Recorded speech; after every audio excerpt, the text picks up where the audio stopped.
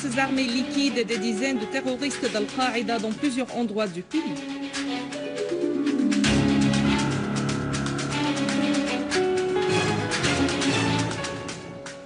Les manifestants de millions se rassemblent à Maïdan al-Tahrir au Caire pour dénoncer le pouvoir absolu des islamistes.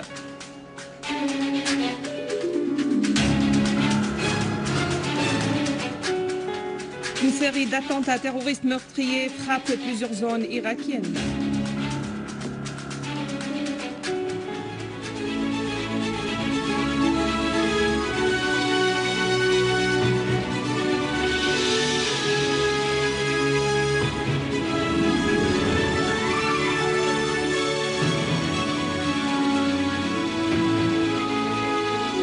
Mesdames et messieurs, bienvenue à vous tous dans ce journal.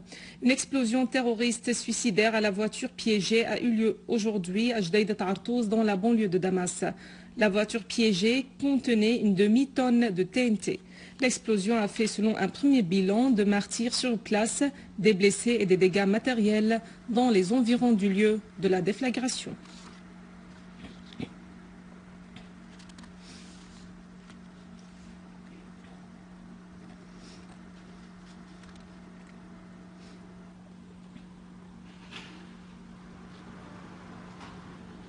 Dans la banlieue de Damas, précisément à Zamalka, une unité des forces de l'armée arabe syrienne a exécuté une opération spécifique contre les groupes armés dans laquelle des terroristes d'Al-Qaïda ont été tués.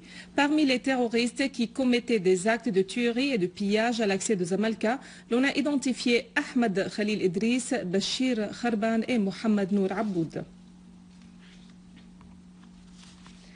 Les forces de l'armée arabe syrienne continuent leur mission nationale de purifier la ville de Deir ez-Zor des groupes terroristes armés qui commettent des actes de subversion et terrifient les citoyens. Une unité de l'armée a fait face à des terroristes armés affiliés au réseau d'Al-Qaïda au moment où ils volaient du pétrole et le transportaient clandestinement dans des camions à Abu Khashab dans la banlieue de Deir ez-Zor.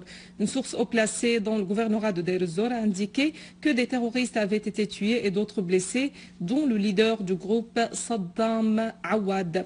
D'autres terroristes d'Al-Qaïda ont été également tués et blessés dans une opération de l'armée arabe syrienne dans le quartier Jbele à Deir ez-Zor.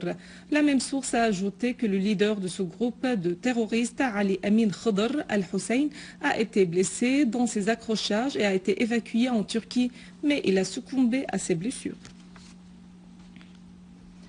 Dans la banlieue d'Idlib, une unité des forces de l'armée arabe syrienne a détruit une cache de terroristes de Front al-Nusra affiliés au réseau Al-Qaïda. Nombre de ces terroristes a été tué dans le village Mhambel dans la campagne de Jisr Chourour. Parmi ces terroristes tués figurait leur leader Abdelmajid al-Khadr. À Ma'arat al-Nu'man, des affrontements ont opposé une unité de l'armée arabe syrienne à des terroristes armés qui attaquaient un point de contrôle des forces de l'ordre. Les terroristes ont été tués et blessés et leurs armes et munitions en plus des appareils de communication en leur possession ont été saisis. Une unité des forces de l'armée arabe syrienne a également détruit une cache de terroristes de la soi-disant brigade des martyrs d'Al-Atareb et un entrepôt d'armes et de munitions à Atma dans la banlieue de Harem. D'ailleurs, 15 terroristes ont été tués dans l'explosion d'un engin explosif au moment où il le plantait sur la route d'Arkouch-Zerzour dans la banlieue d'Idlib. Toujours dans la banlieue d'Idlib, une unité des forces de l'armée arabe syrienne a détruit dans une opération spécifique un camp d'entraînement de terroristes à Kafar al-Takharim. Un grand nombre de terroristes dans ce camp ont été tués et d'autres ont été blessés, a indiqué une source au gouvernorat. De même, des terroristes ont été tués et d'autres blessés dans des affrontements avec l'armée arabe syrienne. Ces terroristes semaient la panique parmi les citoyens et commettaient des actes de pillage dans le village de Jidar Bakfaloun. Sur un autre plan, une unité de génie militaire de l'armée arabe syrienne a désamorcé 4 engins explosifs plantés par des terroristes sur la route Ariha Mhambel. Les engins pesaient chacun 100 kg. Nos forces armées ont mené une double opération spécifique au cours desquelles nombre de terroristes d'Al-Qaïda ont été liquidés dans la localité d'Al-Asila au sud de la ville de Hama. Au moins 3 véhicules dotés de mitrailleuses Douchka ont été détruits lors de ces 2 opérations.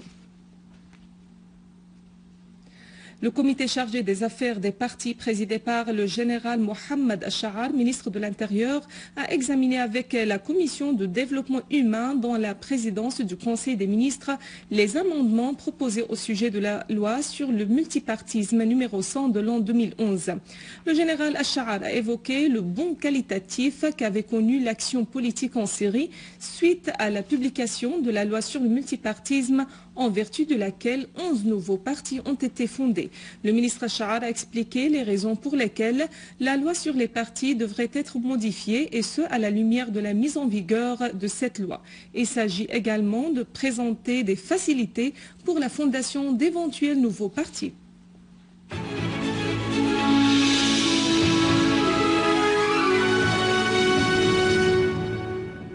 Les manifestants ont commencé en Égypte ce matin à converger vers la grande place de Maïdan al-Tahrir au centre-ville de la capitale égyptienne, le Caire, pour prendre part à la protestation de millions à laquelle avaient appelé les forces et les mouvements politiques pour exiger l'annulation de la déclaration constitutionnelle et la dissolution de la commission constituante de mise au point de la Constitution approuvée jeudi dernier. Les organisateurs de cette manifestation ont érigé la tribune à la place de Maïdan al-Tahrir au milieu des applaudissements et des slogans hostiles aux frères musulmans et au ministère de l'Intérieur. Le Forum des juristes et le Haut Conseil de la magistrature, importante force contre les décisions du président Morsi, ont déclaré que l'immunité des décisions du président égyptien dans les affaires internes et juridiques ne sont pas considérées selon la Constitution comme non souveraines.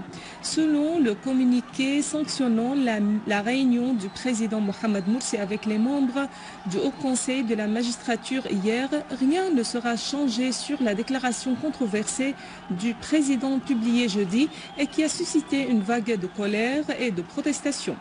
Les heurts et les affrontements entre protestataires et forces de l'ordre égyptiennes ont viré parfois à la violence et ont fait des centaines de blessés.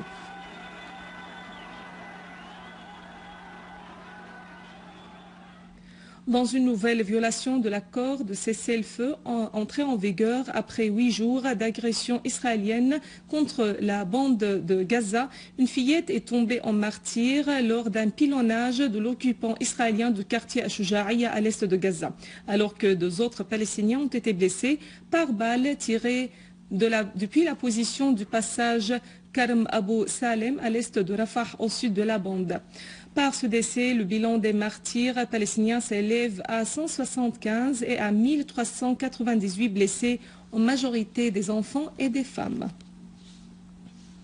En Irak, au moins 3 personnes ont trouvé la mort et 20 autres ont été blessées dans 2 explosions terroristes, la première à la voiture piégée et la deuxième par un engin explosif à Kirkouk, au nord du pays. Selon une source sécuritaire locale, la première explosion a visé un local du parti de l'UPK dans la zone de Shourja à l'est de Kirkouk, ce qui a causé la mort à 2 personnes et la blessure à 18 autres, alors que la deuxième a explosé à l'est de la ville.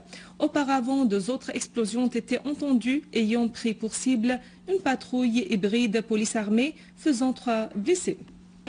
Mesdames et messieurs, c'est la fin de notre édition. Pour la revoir, visitez notre site web syriaonline.sy. Merci à vous, merci à toute l'équipe. Au revoir.